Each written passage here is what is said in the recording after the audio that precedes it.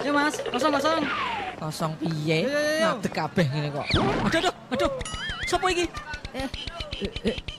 Nyuwun sewu, Pak. Sampean napa polisi nggih? Kok gagah? Rambutnya cepak meneh. Bukan. Nopo angkatan laut? Bukan. Jangan-jangan tentara? Bukan. Nopo angkatan udara? Bukan juga. Satpam? Bukan juga. Ada apa ya Mas? Sikile sampean ngidak sikil kula. Aduh, jen ngawur tenan kok.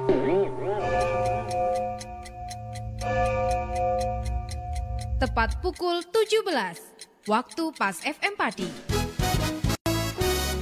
Anda masih mendengarkan 101 FM Pas Pati, saluran informasi warga Pati.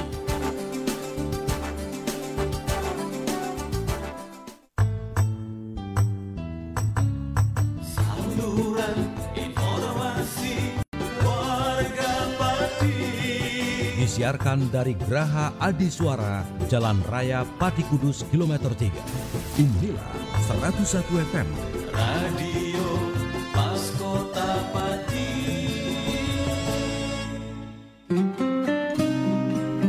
Mitra Pas, saatnya Anda ikuti kajian tafsir Ibnu Katsir bersama Ustadz Abdul Kholik Syafi'i MPD Al-Hafidh, pengasuh Pondok Pesantren Yambu'ul Ulum, Sukolilo Pati.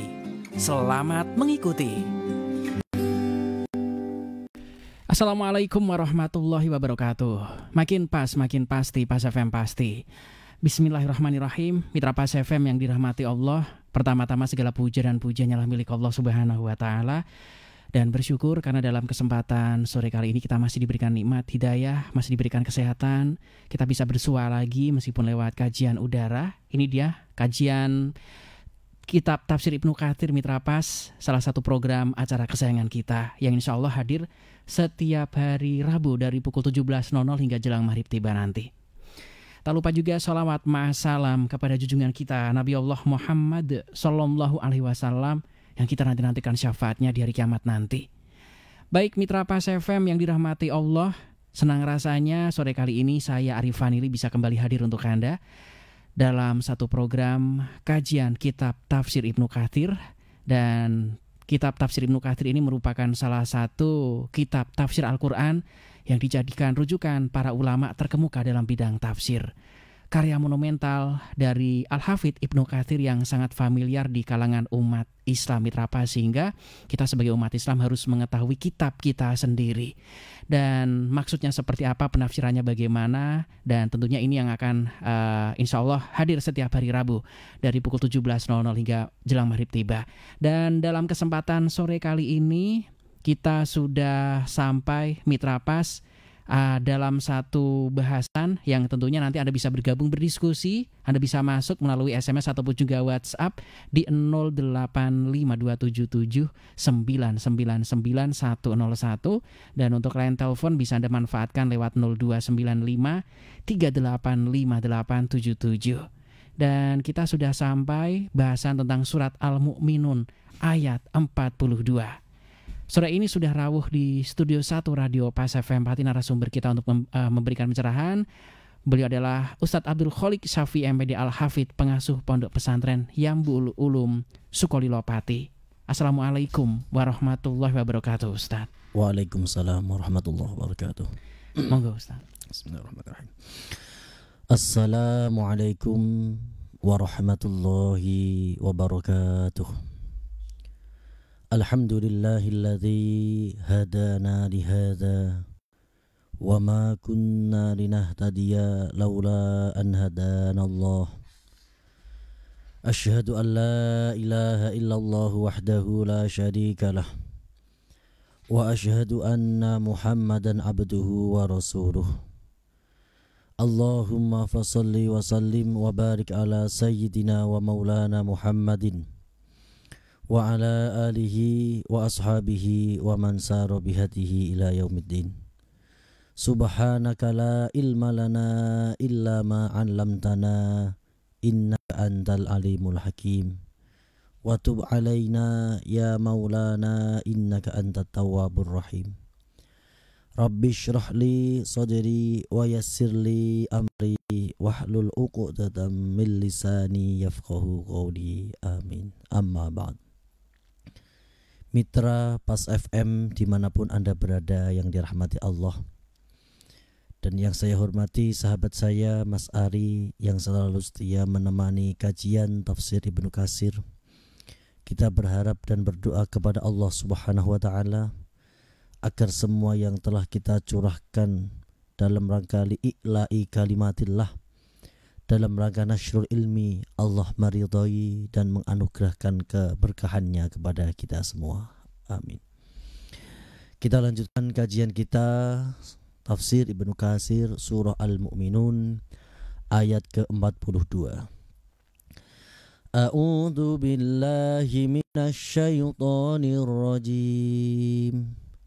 Bismillahirrahmanirrahim.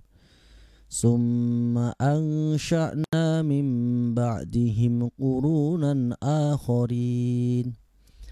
Ma tasbiqu min ummatin ajalaha wa ma yastakhirun. Summa arsalna rusulana tatsra. Kullama jaa ummatan rasuluha kadzabuhu fa'atba'na ba'dahum ba'dahu waja'alnahum ahadits fabu'dan liqaumin la yu'minun. Summa arsalna Musa wa akhahu Haruna biayatina wa sultanin mubin ila fir'auna wa mala'ihi fastakbaru wa kanu qauman 'alin. Faqalu anu'minu libasharaini mislina wa qaumuhuma lana 'abidun. Fakadzabuhuma fakanu minal muhlakin. Walaqad atayna Musal kitaba la'allahum yahtadun. Waja'alna ibna Maryama wa ummahu ayatan wa awaynahuma ila rabwatin dhati qararin wa ma'in. Bismillahirrahmanirrahim. Summa angsya'na monggo nuli nyukulaken sapa ingsun ai Allah mim ba'dihim ing dalam sause umate Nabi Hud urudan ing pira-pira penduduk akharina kang weneh. Matas biku ora bisa nyepetaken min ummatin sanging umat ajalaha sanging ajale. Wa ma yastakhirun lan ora bisa ngakhiraken. Summa arsalna monggo nuli ngutus sapa ingsun rusulana ing pira-pira utusan ing kita ai Allah. Tasron kelawan nuli-nuli atau turut menurut berturut-turut.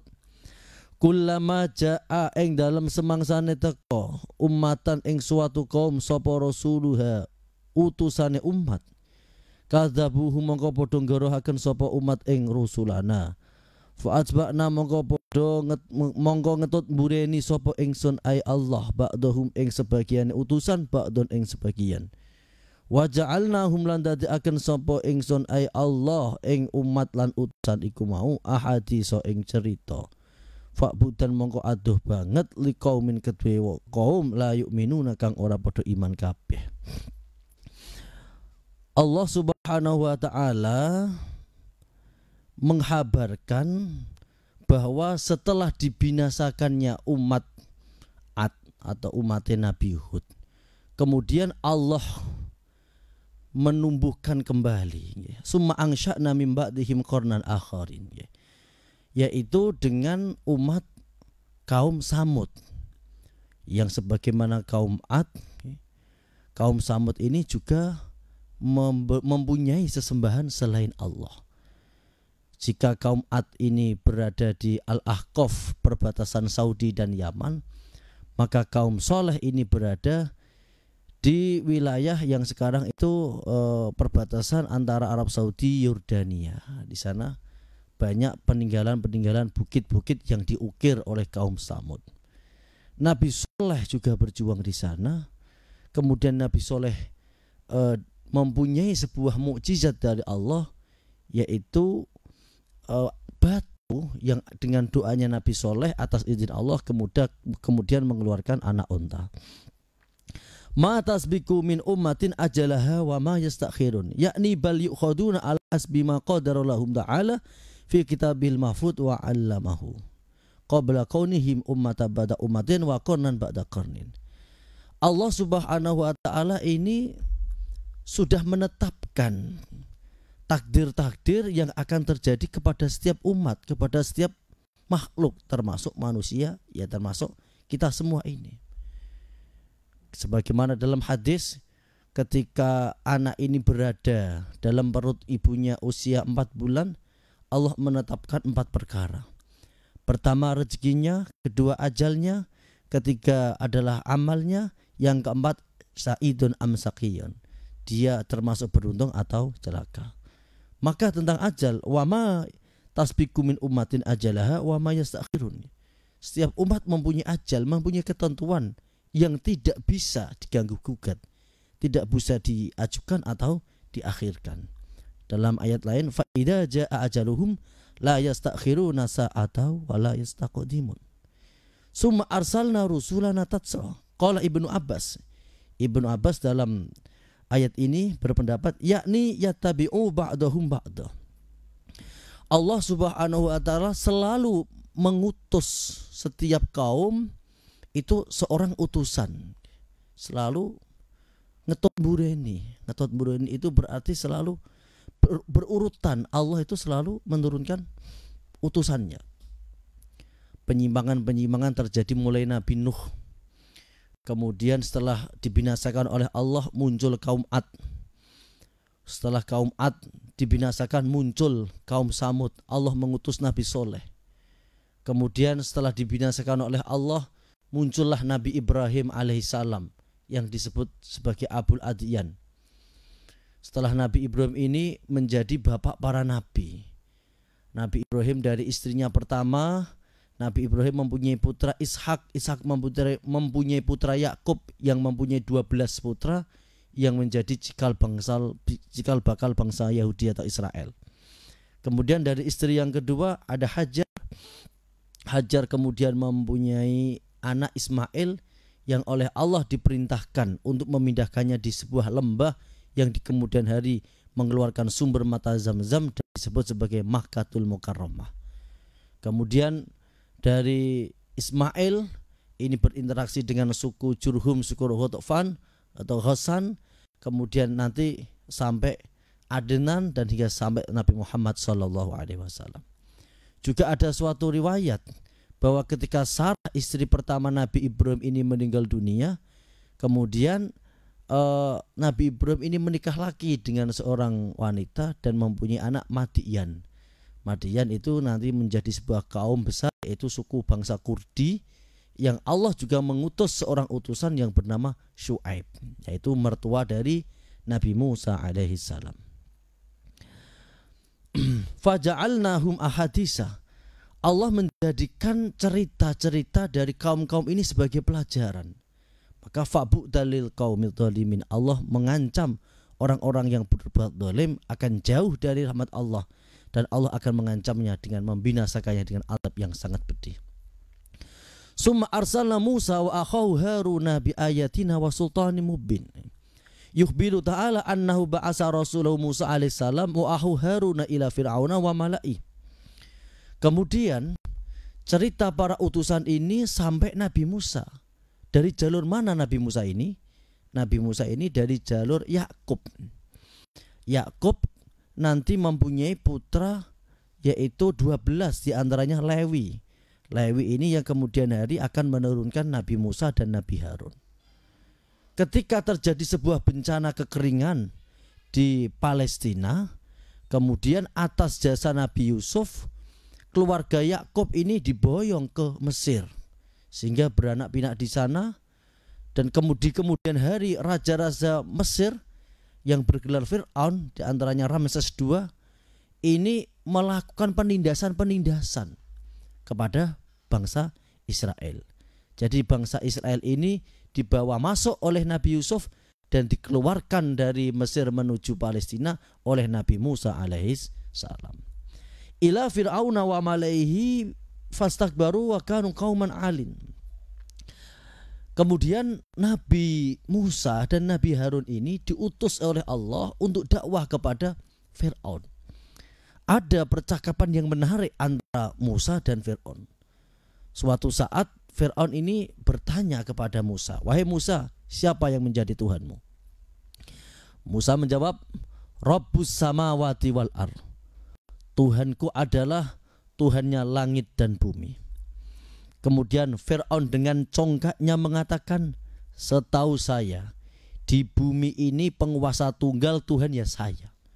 Kalau kau mengatakan di langit ada Tuhan, saya akan memerintahkan Haman, orang kepercayaan saya, untuk membuat piramida yang tinggi, dan saya akan melihat ke sana apa benar di sana ada Tuhan."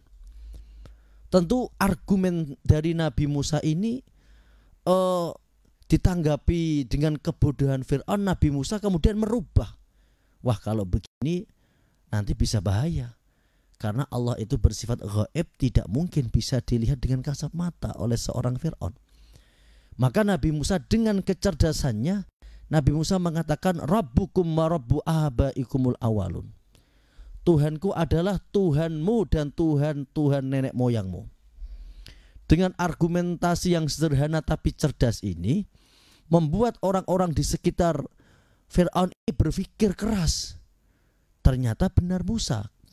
Para al-mala, para orang-orang yang di sekitar Fir'aun ini berpikir, ternyata benar Musa. Kalau Fir'aun itu mengaku sebagai Tuhan, lalu bapaknya Fir'aun Tuhannya siapa? Mbahnya Fir'aun Tuhannya siapa? Kan Tuhannya turun di belakangan. Mana mungkin seorang yang mengaku Tuhan kemudian mempunyai ayah, mempunyai nenek moyang.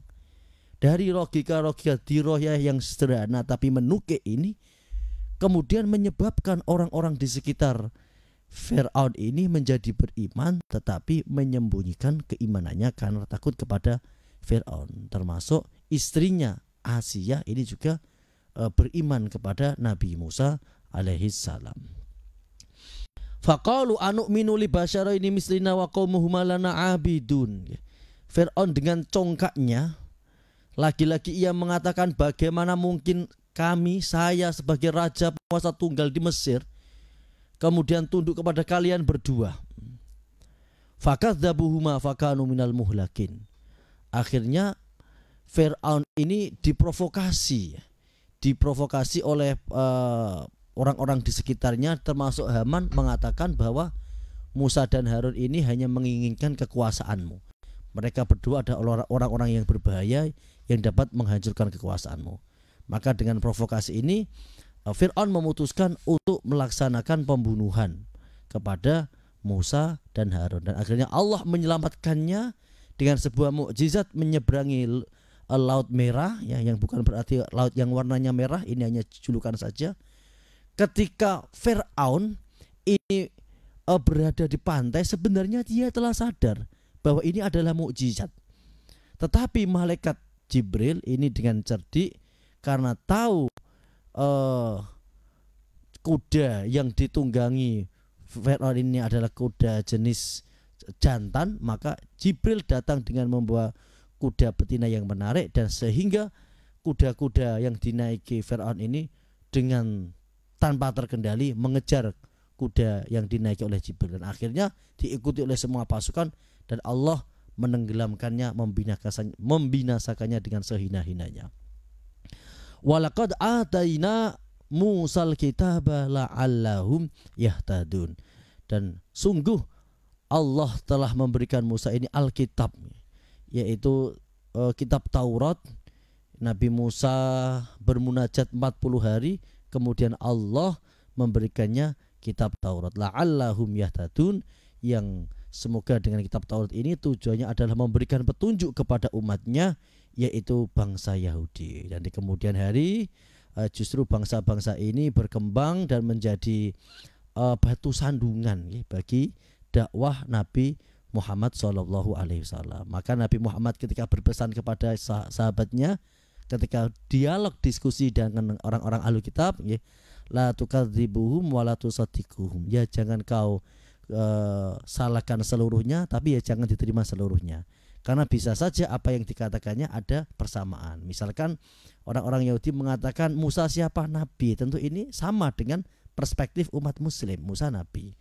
Tetapi juga ada yang pernyataan mereka yang harus kita ingkari, yaitu mereka mengatakan wa qalu la yadkhulul jannata illa man kana hudan aw nasara, bahwa yang pantas masuk surga adalah mereka. Tentu ini adalah klaim yang keliru dan yang salah. Maka dengan demikian ini adalah sejarah yang penting. Sejarah ini adalah sejarah agama semitif, agama-agama yang bersumber dari langit, yang mempunyai kitab-kitab suci yang dibawa oleh para utusan-utusan Allah terdahulu. Demikian penjelasan ayat ke-42 sampai 49. Untuk selanjutnya kita buka dialog interaktif yang akan dipandu oleh Mas Arif. Monggo. Baik, Mitra Pas, untuk Anda yang ingin bergabung, Anda bisa komentar di fanspage kami Radio Pas FM Pati 2, ataupun line telepon juga bisa Anda manfaatkan lewat 0295385877, telepon langsung, atau Anda bisa berkirim suara atau voice note Anda di 085277999101, karena mungkin Anda bisa mendengarkan siaran ini sambil melakukan rutinitas yang lain, silahkan. Yang sudah bergabung Pak sore kali ini, Assalamualaikum warahmatullahi wabarakatuh Ustadz. Waalaikumsalam warahmatullahi wabarakatuh. Dari yang sudah masuk kini dari 248, mohon nanti bisa mencantumkan nama biar kita enak, Bapak atau Ibu di sini yang sudah bergabung.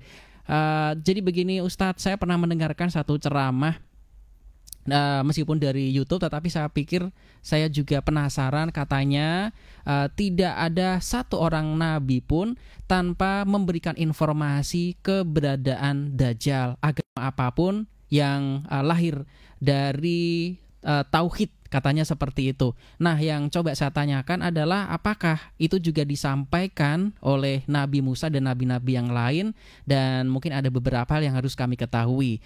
Dari Bapak Mas Nur atau Bu Nur ini, Nur G, mohon pencerahannya Ustadz, monggo. Pak Nur atau Bu Nur, monggo ini.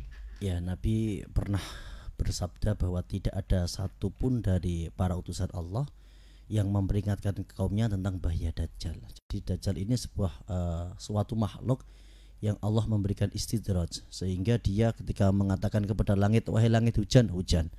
Kemudian ia mengatakan kepada orang-orang yang sudah mati, wahai si fulan bangkit dan kesini, maka bangkit. Yang bangkit itu hakikatnya bukan si fulan yang sudah meninggal, tapi adalah setan yang menyerupai orang yang sudah mati. Jadi ini ujian yang sangat dahsyat, sangat besar.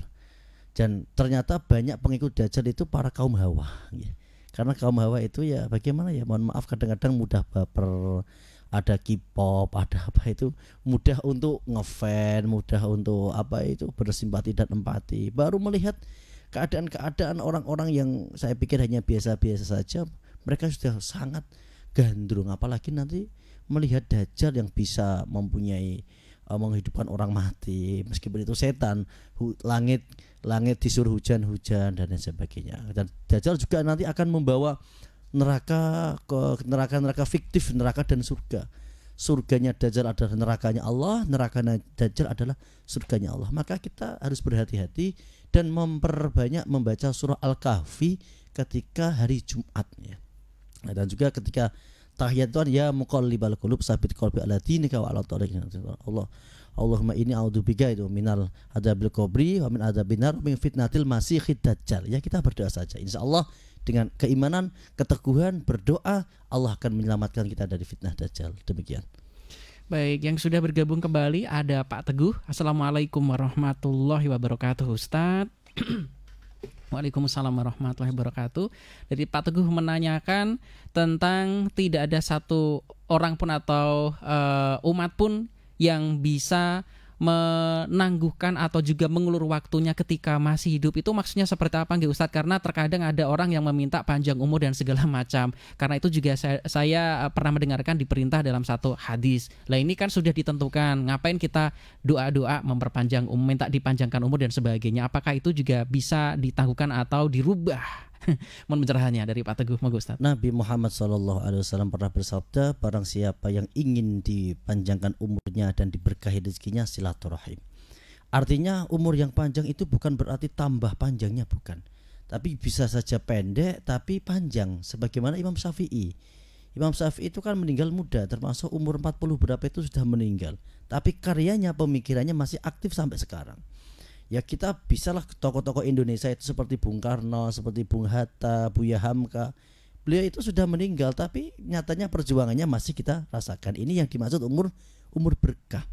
Jadi umur berkah itu bukan berarti umurnya tambah panjang, tapi tambah kebaikannya, dan orangnya sudah meninggal itu masih dirasakan kebaikannya sebagai pahlawan-pahlawan Wali Songo. Beliau sudah tidak ada, tapi manfaatnya masih kita rasakan sampai sekarang. Demikian, itu yang dimaksud panjang umur itu seperti itu.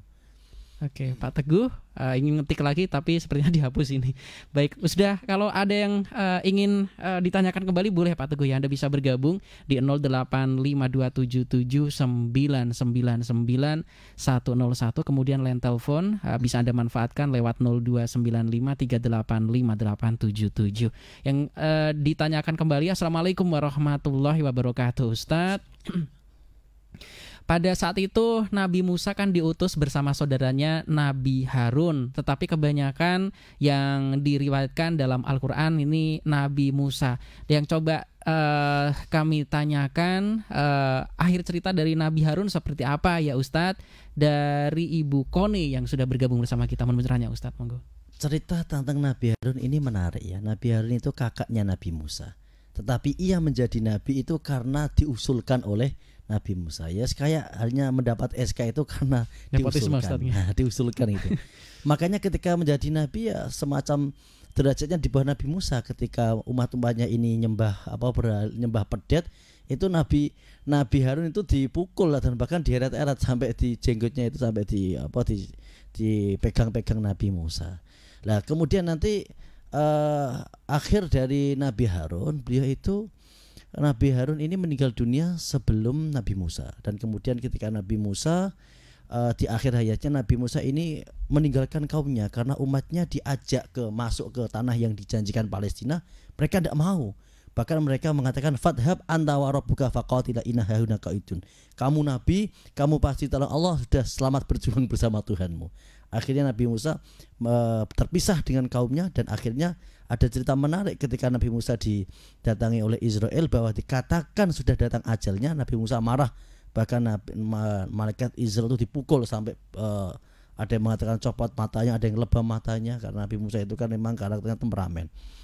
Kemudian Allah memberikan piulang kepada malaikat Israel untuk memberi informasi, ini loh tempatmu nanti di surga. Ketika dia asik, oh di sini tidak apa-apa, kalau gitu mati aja tidak apa-apa. Itu akhir dari Nabi Harun dan Nabi Musa alaihi salam. Dan setelah peristiwa itu, Bani Israel ini mendapat kutukan dari Nabi Musa selama 40 tahun. Dia itu tidak bisa masuk ke Palestina dan dikalahkan oleh bangsa-bangsa selainnya. Ada bangsa Babylon dan bangsa yang terkenal itu yang dipimpin oleh Raja Jalut itu. Demikian Mas Adi. Baik, satu pertanyaan lagi sepertinya nyampe ini. Untuk Anda mitra pas yang bergabung, Anda bisa masuk di 0852779999 101 dari Pak Didit. Assalamualaikum warahmatullahi wabarakatuh Ustadz. Waalaikumsalam warahmatullahi wabarakatuh. Dalam film yang kami tonton Ustadz, karena filmnya juga sering tayang, sudah beberapa kali tayang di televisi, ini kan Nabi Musa mengajak istrinya waktu itu, mohon maaf ini sebenarnya dari film Ustadz, dan istrinya itu sepertinya tidak mau betul ketika sama-sama diajak berjalan menuju ke tanah yang dijanjikan atau tanah Palestina. Apakah demikian atau bagaimana versi Al-Qur'annya? Karena kami lihat versi film Ustadz, dan itu pasti juga sepotong-sepotong ini. Monggo Ustadz. Tentang akhir cerita Nabi Musa dan istrinya itu banyak khilaf lah. Kalau yang di Al-Qur'an itu kan hanya diceritakan tentang kaumnya. Ya juga ada para sejarawan seperti Ibnu Khaldun mengatakan istrinya juga sebenarnya juga tidak ikut Nabi Musa. Jadi Nabi Musa benar-benar sendirian. Jadi akhir hidupnya itu benar-benar ia sendirian. Sehingga ia diceritakan bertemu dengan malaikat Israel itu ya sendirian. Jadi saudaranya Harun sudah meninggal dunia ya. Perjalanannya kan panjang itu. Perjalanan dari Laut Merah itu kan begitu nyabrang, dia itu nyabrangnya di wilayah perbatasan, bukan yang perbatasan Sinai, tapi lebih ke jazirah. Jadi perjalanan panjang sampai pernah juga kehabisan air. Ketika itu Nabi Musa kemudian memukul tongkatnya sehingga mengeluarkan mata air yang berjumlah 12 ini sesuai dengan 12 klan bangsa Yahudi. Dan akhirnya walhasil perjalanan itu panjang, mulai dari kalau kita berpikir tentang geografi itu dari Yaman menuju Palestina kan panjang. Saudaranya Harun meninggal dunia dan sudah hampir sampai ke Palestina, tanah yang dijanjikan itu tidak ada yang mau mengikut Nabi Musa, dan akhirnya beliau meninggal dunia sendirian, dan makamnya juga masih masih menjadi bahan perdebatan, masih misterius. Demikian penjelasan ini, semoga bermanfaat. Baik, kita harus segera tutup program ini Ustaz karena sudah maghrib tiba. Mohon closingnya Ustaz. Allahumma shalli ala sayyidina Muhammad wa ala ali sayyidina Muhammad. Alhamdulillahirabbil alamin. Ya Allah ya Rahmanir Rahim, teguhkan iman kami, selamatkan kami dari segala fitnah, min fitnatil masiihid dajjal, dari fitnah dajjal, fitnah kubur, dan fitnah dunia akhir zaman. Rabbana la tu'akhidna in nasina aw akhtana, Rabbana wa la tahmil alaina isran kama hamaltahu ala alladziina min qablina, Rabbana wa la tuhammilna ma la taqata lana bih, wa'fu 'anna waghfir lana warhamna anta maulana fansurna 'alal qaumil kafirin. Demikian penyampaian saya, semoga bermanfaat. Tetap semangat, tetap tersenyum, karena kebahagiaan senyum kita adalah bagian salah satu indikator ciri khas bahwa kita mensyukuri segala nikmat Allah Subhanahu wa taala. Demikian, kurang dan lebihnya mohon maaf. Akhirul kalam wal afu minkum. Wassalamualaikum warahmatullahi wabarakatuh. Waalaikumsalam warahmatullahi wabarakatuh. Sebelumnya terima kasih untuk Mbak Ati Selengki Monogami yang tetap stay tune melalui Facebook, kemudian Mbak Sai Aja, terima kasih Mbak Vivi dan lain-lain sebagainya yang sudah bergabung melalui Facebook. Saya Rifani undur diri, informasi Pas FM pasti. Wassalamualaikum warahmatullahi wabarakatuh. Mitra Pas, demikian tadi telah Anda ikuti kajian tafsir Ibnu Katsir bersama Ustadz Abdul Kholik Syafi'i MPD Al-Hafidh, pengasuh Pondok Pesantren Yambu'ul Ulum, Sukolilo Pati. Kajian tafsir Quran Ibnu Katsir di Radio Pas FM Pati bisa Anda ikuti kembali pada Rabu minggu depan. Anda juga bisa mengikuti kajian rutin malam Jumat tafsir Ibnu Katsir ba'da maghrib, diawali sholat berjamaah di Masjid Al-Istiqomah, Jalan Sunan Prawoto, Sukolilo. Dan setiap selapanan malam Jumat Wage jam 7 malam ba'da sholat Isya. Anda juga bisa menghadiri majelis dzikir mujahadah dan istighosah bersama Ustadz Abdul Kholik Syafi'i MPD Al-Hafidh di Pondok Pesantren Yambu'ul Ulum, Dukuh Tambang Sari, Kedung Winong, Sukolilo.